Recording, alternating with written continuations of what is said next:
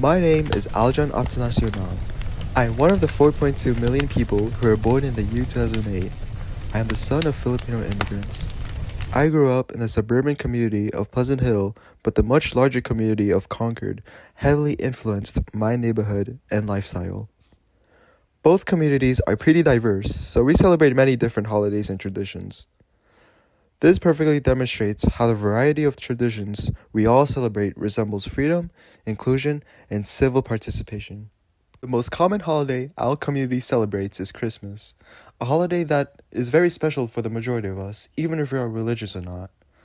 The origins of Christmas can be traced to both religious and cultural influences, blending ancient traditions with Christian beliefs over time. For some Filipinos, it is normal to celebrate Christmas as early as September, which shows how special that holiday is to us.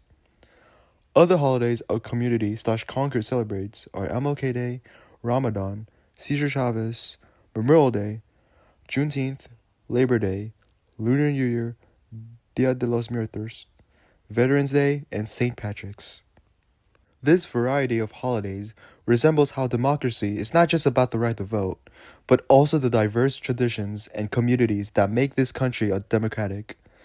This is very special to our country because throughout history, you were only allowed to follow one singular religion, and if you believed in anything else, you would be punished.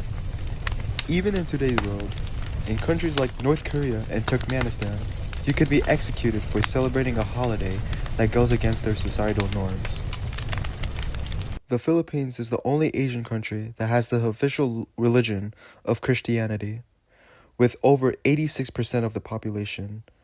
So the holiday I will be talking about that my community celebrates is All Saints' Day, which is also known as All Hallows Day, the Feast of All Hallows, the Solemnity of All Saints, and Hallowmass.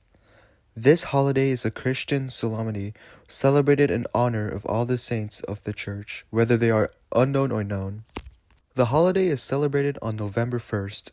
Starting from the 4th century, feasts commemorating all Christian martyrs were held in various places, on various dates near Easter and Pentecost. In the 9th century, some churches in Britain began holding commemorations of All Saints on November 1st, and in the 9th century, this was extended to the whole Catholic Church by Pope Gregory V. I am not going to go into detail on this holiday since there are a lot of events and information that happened during its history. So I will focus on talking about how my community celebrates this holiday.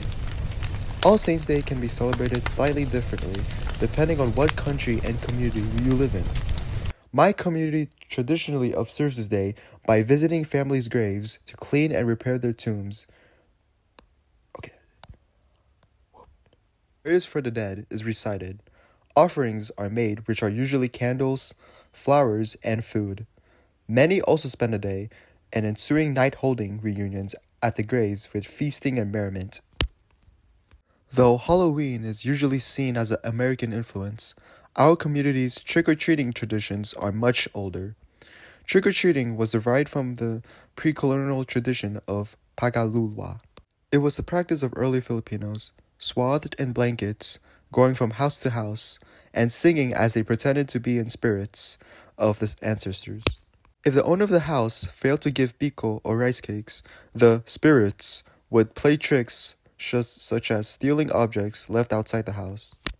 My parents, with their generation of the family, grew up in rural areas where they still celebrate the old tradition.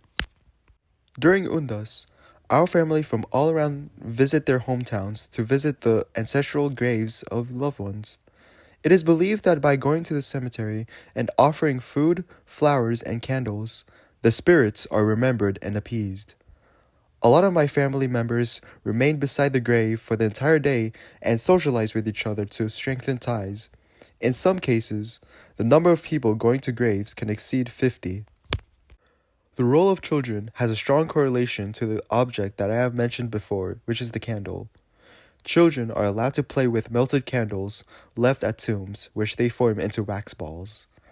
The round balls symbolize the affirmation that everything goes back to where it began, as the living will return to dust from whence it came. In some cases, families, including my family, also light candles by the front door.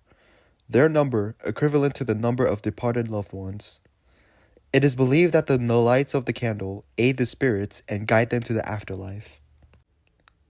As I mentioned before, the way my family celebrates this holiday can be slightly different from how other people celebrate it. The variety and diversity of different holidays and how one holiday can be celebrated differently is a symbol of religious freedom, inclusion, and ideas central to the American democracy.